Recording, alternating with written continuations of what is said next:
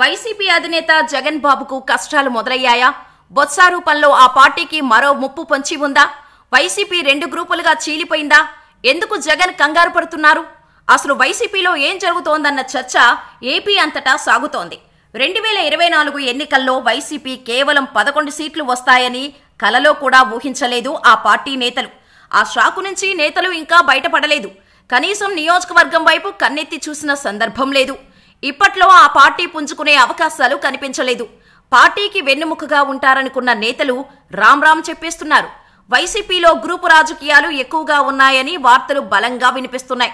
దీనికి తోడు 7 ఎమ్మెల్యేలు వేరుకుంపటి పెట్టాలన్నది ఆ పార్టీ నుంచి ఓ ఫీలర్ బయటకు వచ్చింది. ఇదే విషయమై మండలిలో విపక్ష నేత బొత్స సత్యనారాయణను మీడియా అడిగితే దాని నుంచి తప్పించుకునే ప్రయత్నం చేశారు. తాను జ్యోతిష్యం చెప్పే వ్యక్తిని కాదని తప్పించుకునే ప్రయత్నం చేశారు ఎమ్మెల్సీ బొత్స. మీడియా మాదిరిగా తాను స్పెక్యులేషన్ చేయలేనని, వాస్తవాలు ఏమైనా ఉంటేనే పార్టీలో మాట్లాడుకుంటామని చెప్పి ఇష్యూ నుంచి డైవర్ట్ అయ్యే ప్రయత్నం చేశారు. బొత్సకు పార్టీ ప్రియారిటీ ఇవ్వడాన్ని చాలా మంది నేతలు జీర్ణించుకోలేకపోతున్నారట. వైసీపీకి చెందిన 11 మంది ఎమ్మెల్యేలలో 7 ఓ గ్రూపుగా ఏర్పడి పార్టీని కూటమిలో కలిపేందుకు ఆలోచన చేస్తున్నారట. ఈ విషయంలో టీడీపీ నోరు ఎత్తలేదు. జనసేన, బీజేపీ వైపు ఆయా నేతలు చూస్తున్నారని తెలుస్తోంది. తమకు అసెంబ్లీలో మాట్లాడే అవకాశం లేదని, ఇలాంటి పరిస్థితుల్లో ఆ పార్టీలో ఉండే బదులు మరో పార్టీకి జంప్ అయితే బెటర్ అని అనుకుంటున్నారు.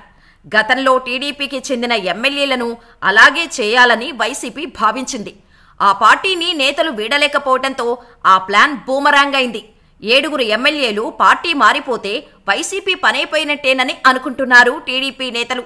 ఇలాంటి తలనొప్పులు భరించలేక తాడేపల్లి వదిలి యలహంక ప్యాలెస్కి వెళ్లారని అంటున్నారు. మరి ఎమ్మెల్యేల వ్యవహారం బడ్జెట్ సమావేశాల్లో కొలిక్కి వస్తుందని అంటున్నారు. మరోపక్క అత్యధిక మెజారిటీతో అధికారాన్ని చేపట్టిన చంద్రబాబు అండ్ కూటమి ప్రభుత్వం గత ప్రభుత్వంలో జరిగిన అవకతవకలపై విచారణ మొదలుపెట్టాయి. జగన్ అవినీతి ఆరోపణలన్నీ ఒక్కొక్కటిగా బయటకు తీస్తున్నాయి. ఇప్పటికే కొందరు మాజీ మంత్రులపై కేసులు నమోదయ్యాయి. ఇంకా మరికొందరు లైన్లో ఉన్నారు. రాష్ట్ర ప్రభుత్వ ఆర్థిక పరిస్థితిని కూడా లెక్క చేయకుండా విలాసాలకు ఖర్చు పెట్టేశారు గత పాలకులు. ఏపీలో అందిన కాడికి అప్పులు చేసి ఖజానా ఖాళీ చేశారు.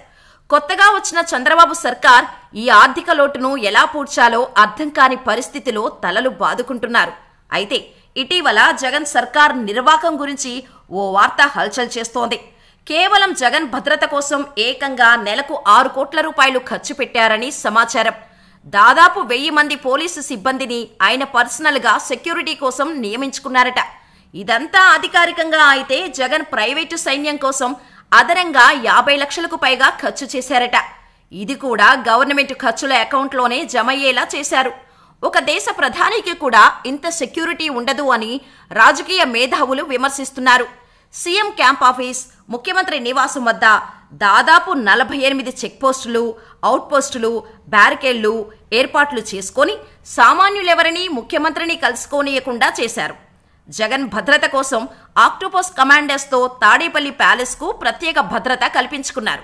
అలాగే తాడేపల్లి ప్యాలెస్ చుట్టూ డ్రోన్లతో నిఘా కెమెరా వ్యవస్థను డ్రోన్ల ద్వారా పర్యవేక్షణ జరిపించారు. పగలు రాత్రి కూడా డ్రోన్ల ద్వారా పర్యవేక్షణ కార్యక్రమాలు నిర్వహించారు. 24 గంటలు డ్రోన్లతో పర్యవేక్షణ జరిగేది. ఇక మనుషులెవరూ లోనికి ప్రవేశించకుండా 30 అడుగుల ఎత్తులో ఐరన్ వాల్ ఏర్పాటు చేసుకున్నారు.